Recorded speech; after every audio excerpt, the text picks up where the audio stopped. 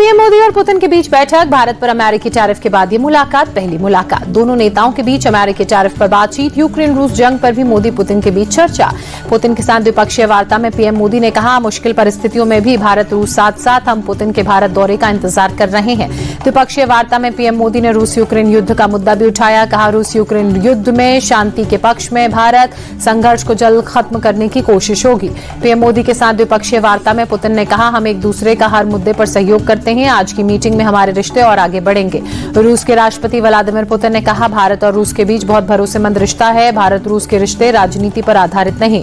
द्विपक्षीय बैठक के लिए एक ही कार में रवाना हुए मोदी और पुतिन। पीएम मोदी ने एक्स पोस्ट कर दी जानकारी। लिखा, राष्ट्रपति पुतिन के साथ बातचीत हमेशा ज्ञानवर्धक होती है। पाकिस्तान पर भारत की बड़ी कूटनीतिक जीत। एससीओ के घोषणा पत्र में सभी देशों ने पहलगाम हमले की निंदा की। एससीओ के घोषणा पत्र में आतंकवाद पर डबल स्टैंडर्ड स्वीकार नहीं होने की बात। पहलगाम हमले के साजिशकर्ताओं पर कार्रवाई करने पर भी जोर। एससीओ समिट में पीएम मोदी ने आतंकवाद का मुद्दा उठाया। कहा, शांति के लिए आतंक बड़ा खतरा है। साइबर आतंकवाद से भी निपटना जरूरी। पीएम मोदी ने कहा, सीमा पार आतंकवाद पर हमारी जीरो टॉलरेंस की नीति। शाहबाज के सामने पीएम ने आतंकवाद पर आईना दिखाते हुए कहा, आतंकवाद पर दोहरा रवैया नहीं चलेगा। पीएम मोदी ने कहा, भारत ने आतंकवाद का दंश झेला। हम आतंकवाद का हर रंग हर रूप में विरोध करते हैं। एससीओ मीटिंग में मोदी ने कहा, पहलगाम में दुनिया ने आतंकवाद का घिनौना रूप देखा। पहलगाम हमला भारत की अंतरात्मा पर हमला था।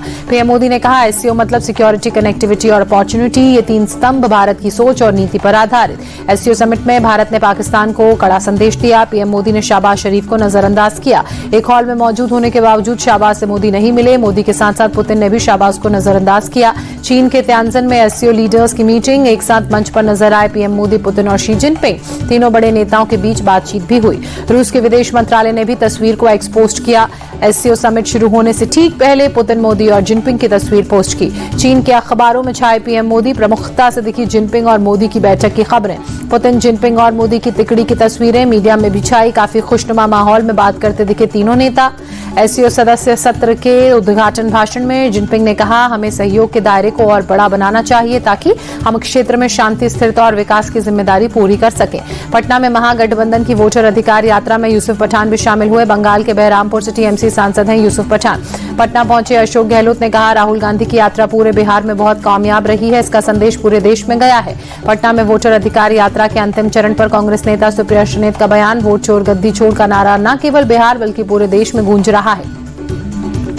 तेजस्वी यादव पर जेडीयू नेता राजीव रंजन प्रसाद का पलटवार। कहा, नीतीश कुमार कभी भी अपने विजन से भटके नहीं। सीएम नीतीश आधुनिक बिहार के विश्वकर्मा हैं। कंबोडिया में हिरासत में लिया गया हरियाणा का मोस्ट वांटेड गैंगस्टर मैनपाल बादली, भारत लाने में जुटी सुरक्षा एजेंसियां।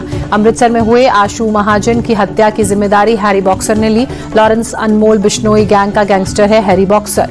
ऑयल कंपनी ने कमर्शियल एलपीजी गैस सिलेंडर की कीमत में कटौती का ऐलान किया। 19 किलो का कमर्शियल सिलेंडर आज से 51 रुपए 50 पैसे सस्ता हुआ। दिल्ली में आज से 19 किलो के एलपीजी गैस सिलेंडर की कीमत 1580। घरेलू एलपीजी सिलेंडर की कीमत नहीं की गई, उसमें कोई कटौती। महुआ मोइत्रा के खिलाफ दायर एफआईआर पर दिलीप घोष ने कहा, लोकप्रियता पाने के लिए विवादास्पद बयान देती है महुआ। राजनीति में ऐसे लोगों की संख्या बढ़ रही है। यूपी में आज से बिना हेलमेट वाले दोपहिया वाहनों को नहीं मिलेगा पेट्रोल। राज्य के सभी 75 जिलों में आज से 30 सितंबर तक चलेगा विशेष अभियान। राज्य में लोगों को सुरक्षित यातायात की आदत डालने और सड़क दुर्घटनाओं में कमी लाने के मकसद से इस अभियान की शुरुआत सीएम योगी खुद करेंगे इसकी मॉनिटरिंग।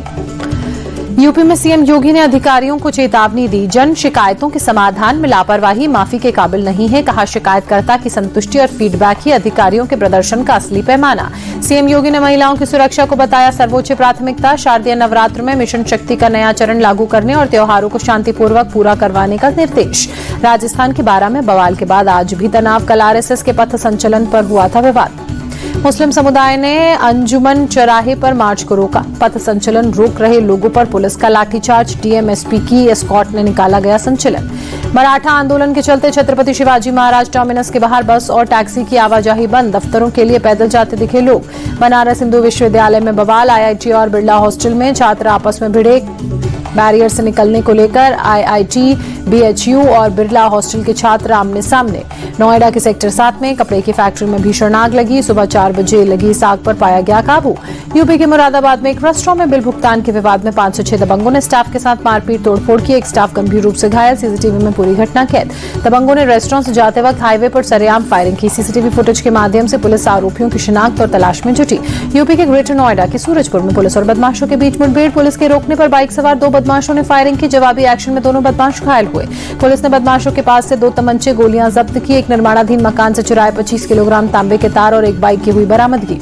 कानपुर में हिस्ट्री शीटर अभिषेक चौबे के गुर्गों ने दुकानदार पर जानलेवा हमला किया। रंगदारी नहीं देने पर हमला, दुकानदार गंभीर रूप से घायल। हमले के बाद पुलिस के पहुंचते ही सभी बदमाश मौके से फरार हुए। पूरी घटना सीसीटीवी में कैद हुई। यूपी के शाजापुर में पुल पर एक महिला को तेज रफ्तार बाइक ने पीछे से टक्कर मारी। हादसे के बाद पुल के किनारे महिला और बाइक सवार गिरे। नदी में गिरने से बाल बाल बचे। दिल्ली के रोहिणी सेक्टर 28 की झुग्गियों में भीषण आग लगी। कई झोपड़ियां जलकर खाक हुई। फायर ब्रिगेड ने आग पर काबू पाया। किसी के हालांकि हताहत होने की खबर नहीं। उड़ीसा के तालचेर में तेज रफ्तार कार का कहर। सड़क पार कर रही एक स्कूटी सहित कई लोगों की हुई टक्कर। 15 लोग घायल। हादसे के बाद मौके से फरार हुआ कार ड्राइवर। पुलिस ने 15 किलोमीटर दूर जाकर पकड़ा। ड्राइवर को हिरासत में लेकर पूछताछ जारी।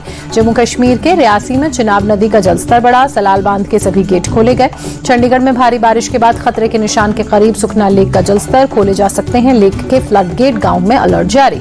दिल्ली में यमुना नदी उफान पर। खतरे के निशान से ऊपर बह रहा पानी। नदी के किनारे जो निचले इलाके हैं वहां पर भरा पानी।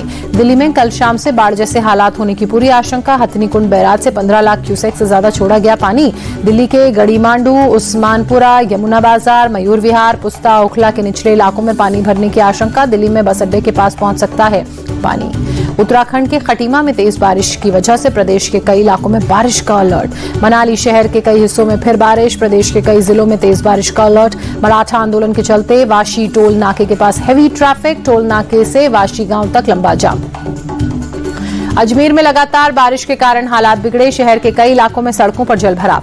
भारी बारिश से जोधपुर में भी लोगों की परेशानी बढ़ी। कई इलाकों में जलभराव के चलते हालात बिगड़े। यूपी के संभल में भारी बारिश। जिला अस्पताल में कैंपस में भरा पानी। मुंबई में गणेश पूजा की धूम। लालबाग चौराहा के दर्शन के लिए श्रद्धालुओं का तांता। केंद्रीय मंत्री पीयूष गोयल भी लालबाग चौराहा के पंडाल पहुंचे। लालबाग चौराहा के दर्शन कर पूजा अर्चना की। दिल्ली की मुख्यमंत्री रेखा गुप्ता पीतमपुरा पहुंची। गणेश चतुर्थी महोत्सव में पीतमपुरा में शिरकत की। एशिया हॉकी कप में भारत का विजयी अभियान जारी। चीन के बाद जापान को भी शिकस्त दी। 3-2 से हराया। आज कजाकिस्तान के साथ इंडिया खेलेगा अपना आखिरी लीग मैच। भारत लगातार दूसरी जीत के साथ पूल पर टॉप पर बरकरार। सुपर 4 में भारत ने बनाई जगह। भारत की तरफ से कप्तान हरमनप्रीत ने 2 गोल दागे। मनदीप सिंह ने भारत के लिए किया पहला गोल। भारतीय गोलकीपर कृष्णा बहादुर पाठक ने खेला अपना 150वां मैच। टीम के कोच क्रेग फुल्टन ने कृष्ण बहादुर को दी 150 नंबर की स्पेशल जर्सी। भारत की लगातार दूसरी जीत से कोच क्रेग फुल्टन खुश। कहा, सुपर 4 में पहुंचकर हमने अपना पहला लक्ष्य किया हासिल। टूर्नामेंट में टीम से और बेहतर प्रदर्शन की है उम्मीद। हॉकी इंडिया का जनवरी 2026 में आयोजन होगा। भारत की 8 टीमें लीग में हिस्सा लेंगी। इंटरनेशनल T20 लीग खेलेंगे रविचंद्रन अश्विन। अश्विन ने ऑक्शन में अपना नाम दिया। अश्विन IPL से ले चुके हैं संन्यास। एशिया कप के पहले शुभमन गिल, जसप्रीत बुमराह ने फिटनेस टेस्ट किया पास। बेंगलुरु में आयोजित फिटनेस टेस्ट में वनडे के कैप्टन रोहित शर्मा भी पास हुए। श्रीलंका ने दूसरे वनडे में भी जिम्बाब्वे को हराया। 2 वनडे मैचों की सीरीज को क्लीन स्वीप किया। जिम्बाब्वे ने पहले खेलते हुए 278 रनों का लक्ष्य दिया था। श्रीलंका ने 5 विकेट के नुकसान पर जीत हासिल की।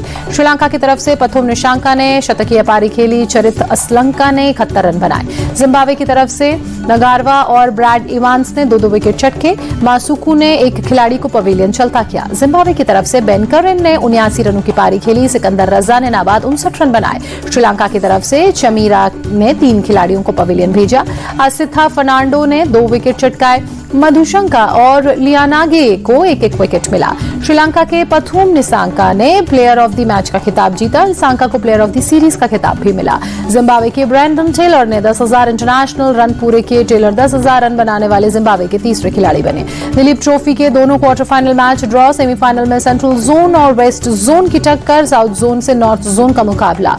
जापान में होने वाले वर्ल्ड एथलेटिक्स चैंपियनशिप में भारतीय टीम का नेतृत्व करेंगे star javelin thrower Neeraj Chopra. भाला फेंक में 4 खिलाड़ी लेंगे हिस्सा।